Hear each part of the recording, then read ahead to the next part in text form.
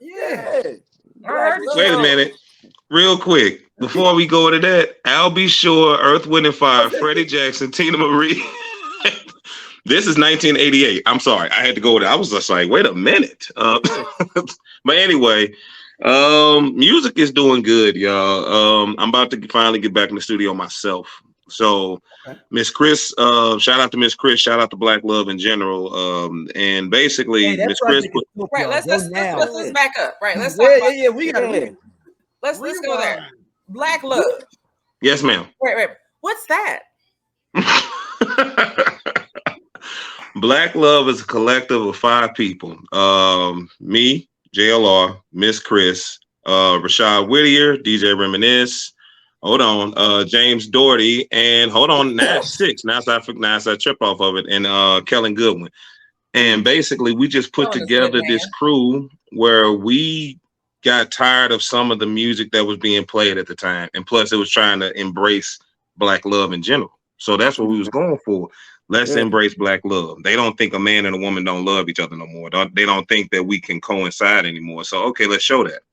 Let's give them the ups, the downs, in outs, everything. So that's what BlacLuve was. It was just basically we were a soul crew, still is a soul crew, because now we're thinking about putting out BlacLuve 3, Volume 3, which is shout out to the UK. Shout out to the UK, because right now the UK is the reason why we even still moving. Really? They are spinning us. They're trying to get us out there right now, and it's been beautiful. No lie. We've been performing a little bit, not a lot of bit, but a little bit. But it's working, y'all. Let me say that. It's just a soul collective of a bunch of people that just said, hey, listen, understand, visualize, and experience. And that's what the love part means, the LUVE. Yeah, so the whole thing is we want to give y'all the true BlacLuve experience. That's all it really was. That's what's up. Yeah, look, I made Daryl happy tonight. Do you need any extra vocals? You know what, Stacey? You know, not to be funny, we actually are trying to do another. Not to be funny, but with this next one, we probably Black Spade will be a part. Several others, NATO Khalif, all of them. Like we basically are putting together, because we said if this may be the last one, which I don't think it will be. We just talking loud, ain't saying nothing. Because right now, Miss Kriss went into her EP, and her EP was amazing. Both of them were amazing. They doing big numbers over there in the UK. They killing it. I mean, but now she was just like, all right, Joe, it's your turn.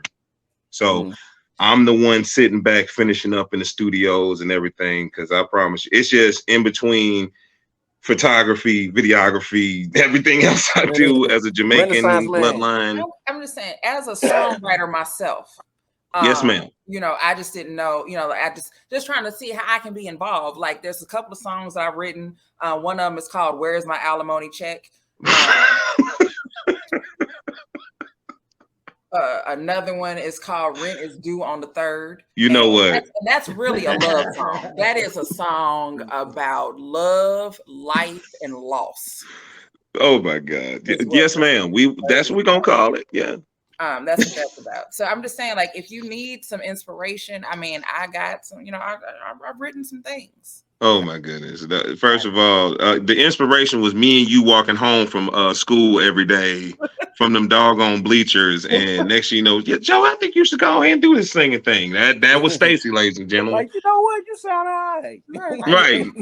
And so here's the thing though, like I hate listening to people's music that I know.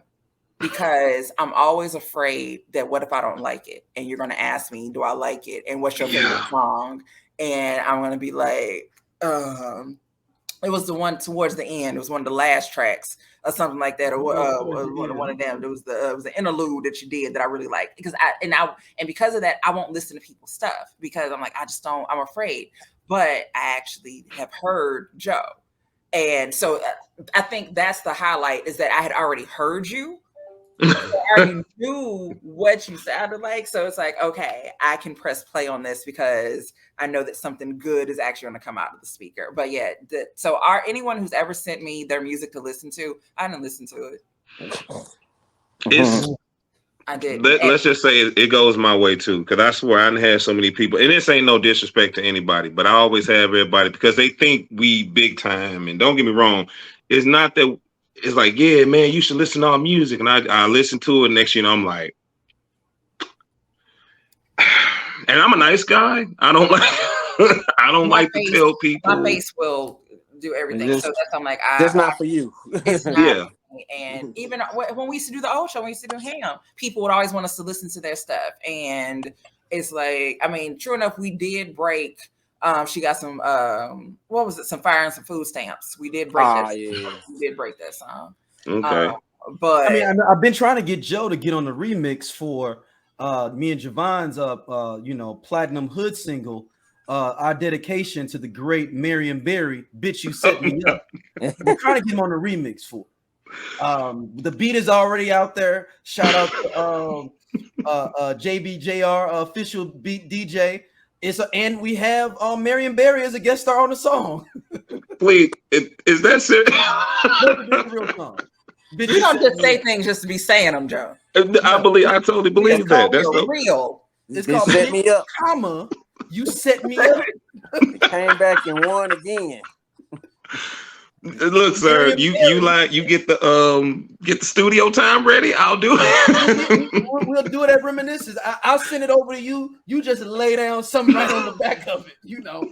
Kind of how they did Masego and my boy Devin Morrison wrong. With everybody thinking that song Yams. Oh, the Yams. It's fucking what's the dude that's with the jail with the messed up eye? Fetty Wap. Yeah, people think it's Fetty Wap song. Yeah. Okay, so I just watched the Charlie Wilson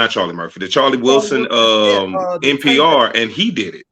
And he said, "I bet y'all don't know I was on this." And I'm like, "Yeah, it's a remix of he did song, remix." Yeah, but people think Fetty Wap redid it. No, they came and then got Ron Isley and him came and got on his remix to their original. Yeah.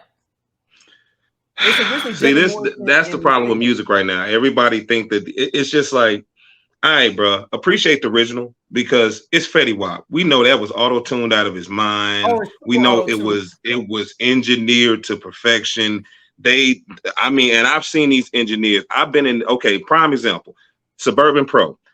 It was just one dude. My man thought he was killing it in that doggone. And I was just there because I'm about to go in there and get into the studio myself. My man, and my man, and when I sit here and tell you, dude hit some button, twisted a bunch of other stuff, and my man sounded like Luther. I was just like, hold up. But that's the industry now. Is that one? At some point, I would know that's not me and be like, hey, I don't want to have a Million of Vanilla situation where I could go and I'd be in the wrong club and get my ass kicked. So I need you to go ahead and run that. Just give me half of that. Just don't give me the full weekend. We get hot. Bro, and when I sit here and tell you, my man, the song sounded great. And I'm just sitting here like, this is why these engineers make so much money. This is why Timberland and Scott Storch, they make all this money for a reason. Because they make some people look real good, boy. Oof. That's how we're getting all these AI songs. Oh my God. I'm so afraid of that AI stuff now. When I heard that Notorious Big AI, I was just like, hold up. And then I heard the Michael Jackson AI. And then I heard okay, y'all going too far now. You talking about the Down for My Niggas Michael Jackson song? Yeah. That was real. Yeah. And I was just like, no, y'all can't. Now we can't do this. Biggie, I know that I thought they were just joking around with but that dog on Michael Jackson, I was like, y'all cut it out. Your mic out, Stacy. We can't hear you. We can't. Anime Bullock now. Hit the mic now. Wi-Fi. She said 1 second. Come back in, come back out because your screen got fuzzy too. Yeah. Tell Big Sip to pay his internet. You know what? You stupid. No, but the Masego thing, and that song is super, super dope. Masego and Devin Morrison and Yams, man. Yeah. That's like my new Thanksgiving theme song. Yeah. You know what? Because the song, you think the song is talking about being with a woman. It's more about him getting money and like getting something to eat. Like the song is truly about that. Trying to get to the yams. Hey. But everybody kept saying that, did they steal that from Martin? Did they steal it from Big Ja? It was just because, there's an episode where Martin said, I'm trying to get to the yams. And he said it. And everybody kept saying, okay, are they taking this from Martin or are they taking this from Big Ja? Because we've been hearing a lot from Big Ja. Well, nobody says anything on that. But anyway, moving on. Or Vernell Hill. Didn't Vernell Hill say that? He's like in the yams. Yeah, that's what he said. In the yams. That's the episode. Yeah, he said he's. And I swear, everybody named Mama like, man, they stole it from Martin. Like they stole it from Big Ja. It's just like y'all just appreciate it for what it is. You back, Stacy? Like we can't hear you. Mike's still out.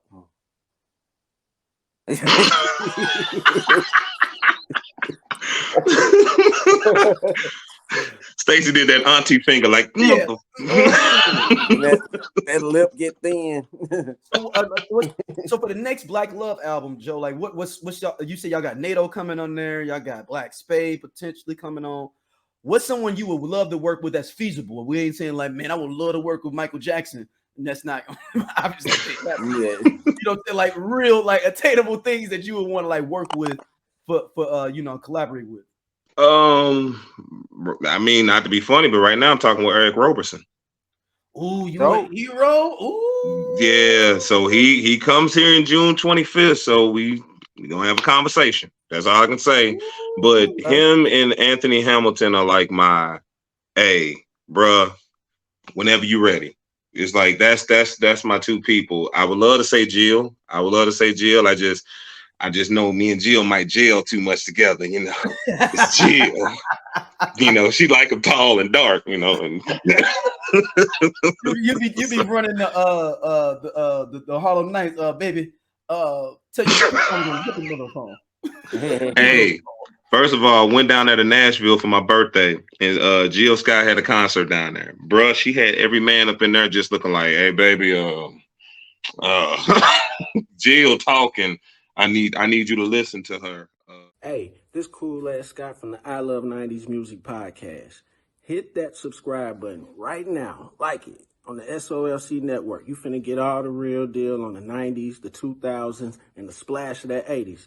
Do it right now, man, and I'll be your friend.